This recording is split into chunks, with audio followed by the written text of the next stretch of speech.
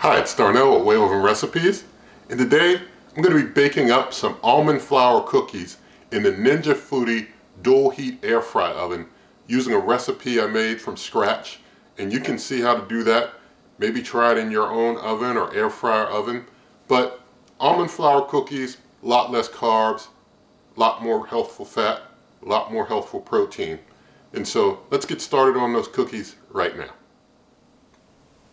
So for these almond flour cookies, we have a good number of ingredients to go through. I've got 2 cups of blanched almond flour here. I've got 2 eggs, and I'm going to go ahead, and I've already beaten them. I'm going to put those in with the almond flour. So just get those put in there. The next ingredient I'm going to put in is 2 tablespoons of honey. So I've got a couple tablespoons of organic honey going in there. Nothing in this video is sponsored, by the way. These are just the ingredients that I use, and I just basically show you what I'm using as I go along, but it does not at all mean that you should use this brand over another brand. It just means that's what I caught in the store. It doesn't mean it's any better than what you've already got in your pantry. So follow the recipe, but don't necessarily feel that you're bound by the ingredients, or that just because I'm using them they're somehow better than what you have, because that's not necessarily the case. So got our 2 tablespoons of honey kind of falling in there. Also got 2 tablespoons of granulated sweetener I'm going to put in there. You can use whatever granulated sweetener you personally prefer. And I've also got myself a 1/4 cup of unsalted butter, and I did have to write my own recipe down to keep track because I got so many ingredients. So I am reading my own recipe. Some people, I don't know, they act like if you read a recipe somehow you're cheating or something, but I write things down. I write things down to keep track of what I'm doing. So we got a 1/4 cup of melted butter there. I've also got 1 teaspoon of guar gum. Guar gum helps to hold things together nice and tight, so we got a teaspoon of guar gum going in. I've also got a teaspoon of baking powder going in, so just going to toss that on in there. I've got a 1/2 teaspoon of sea salt. I will say for salt, because the difference is so major in what's in salt, you can research it yourself. Sea salt is definitely the one to use. And a teaspoon of vanilla extract going right in there. And just going to go ahead and mix this all up. And going to mix it along in the bowl here till I've got it well mixed. Alright, so I got my dough all mixed together, and I just kind of pressed it together here, you know, kind of so that it's kind of in a nice kind of ball shape. And going to open up the cooker. I've got some extra light olive oil here in a spray bottle. I'm just going to spray the sear plate completely so that things are really non-stick. So extra light olive oil also handles a pretty high smoke point tolerance. Now I'm going to get some nice sized scoops of the cookie dough and just kind of set them out on the sear plate. So set that out like so. And this almond flour is a little sticky, so it's not like you're going to roll it with a rolling pin. Trying to get that bit up there if I could. You're not going to roll it out with a rolling pin, but you can basically scoop your cookies out from the dough.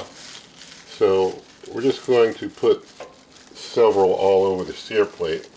See if maybe I can get 10. Maybe if I can get an even 10, but just going to put them all out. Alright, I was able to scoop out a whole dozen. So got a whole dozen of cookies here scooped out, and I'm just kind of shaping a little mound so, you know, Lord willing, they'll fall nicely like cookies, or we'll just have some interesting shaped things here. But as I always say, I'm not the kid who got the A in art class. I am sure that you will set yours up better than I am setting mine up. That is for sure. So got my dozen in there. I'm going to close up. And so now I'm going to turn the cooker on and going to go to the bake setting and going to set the temperature to 350 degrees Fahrenheit. For cooking time, I'm going to set 20, may not need 20, but we'll see how things go. And hit start. And it does a quick preheat for like maybe a minute or so, and then it cooks things up. So I'll bring you back when it's time to pull them out. So things have been going for 13.5 minutes, and I'm going to stop now because things are looking pretty good to me as far as how the cookies look there. I'm going to get this out, and oh no, they're still a little, the texture of them is a little too soft inside. So gonna let them keep going. We'll let them keep going for a little while longer. I'll bring you back. They'll probably have to get a little more done inside there. I'm thinking that perhaps the guar gum that I put in is kind of holding things together a little tighter than if I had not used the guar gum. They might fall a little bit more. But we'll let them keep on baking, and I'll bring you back. I'm going to go ahead and take a look at them again now. So pausing that and getting out, and yeah, we got a firmer texture here on when I touch them now. I think they're more like cookies should be. They're still kind of came down a little bit, but like I said, I think the guar gum kind of held them together a little bit there. But still, we got our almond flour cookies, so I'm just going to go ahead and get the rest of these off. You can see things are really nicely non-stick, so that sear plate works out really nice. So yeah, just about 4 more. I'm going to set this one here for the taste test. That one looks really nice. I'm going to get these last few, and then we'll go ahead and do ourselves some taste testing here.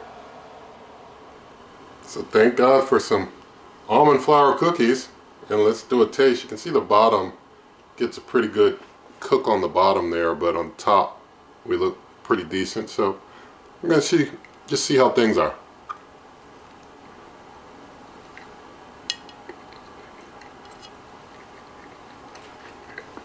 One more.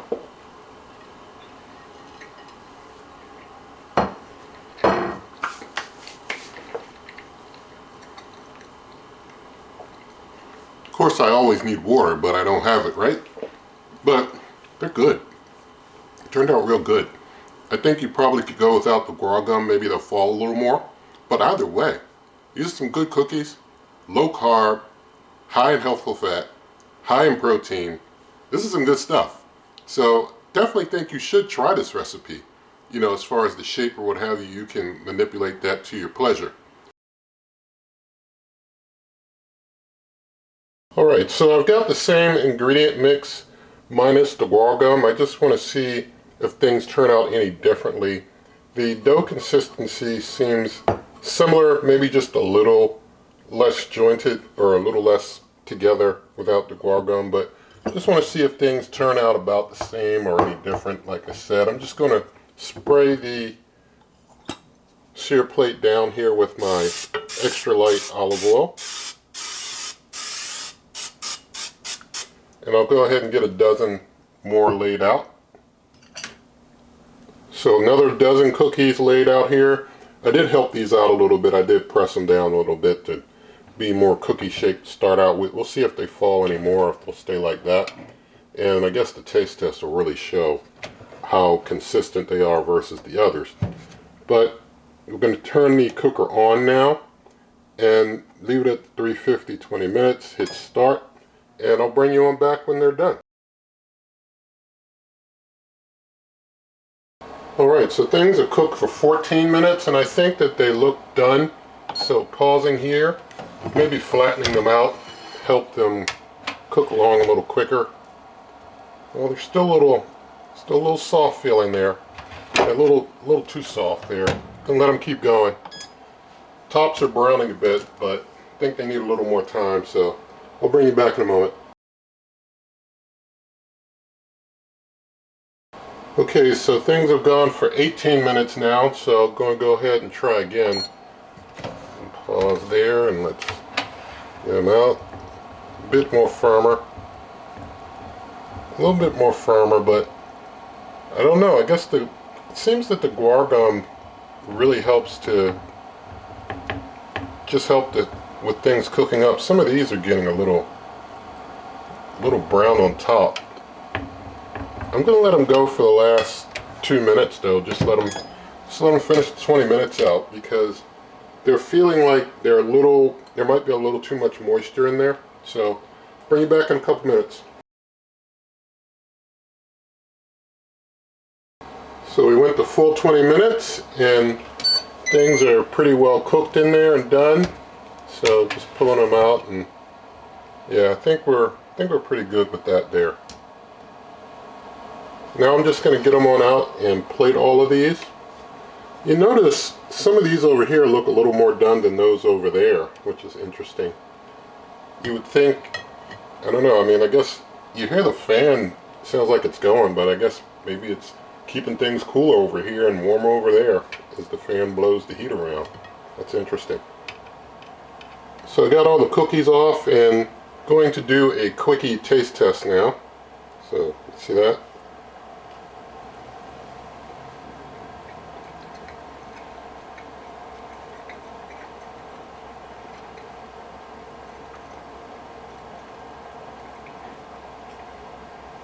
Alright, these are okay. I think that the guar gum, helps them to have a better consistency, staying together more, and just taste a bit better. These are good, but I would recommend using the guar gum as I used in the initial recipe. And you can kind of, flatten them out a little bit to make a more cookie shape to start out. But I definitely think that going forward I'll use the guar gum as I did in the initial showing of the recipe. So there you go. But in the video description, hope you're watching this on the Wave Oven Recipes channel. You'll see ways to help the channel, like my cookbook, also memberships and other things, ways to help. Also, you'll see a printable version of the recipe. You can always check out my blog, superwaveovenrecipes.com. Always lots of good things there. And with all of that said, I'm going to go have some more cookies. But before that, if you liked the video, please give it a thumbs up. Share the video with a friend, leave your comments, subscribe, hit that notification icon, and good eating.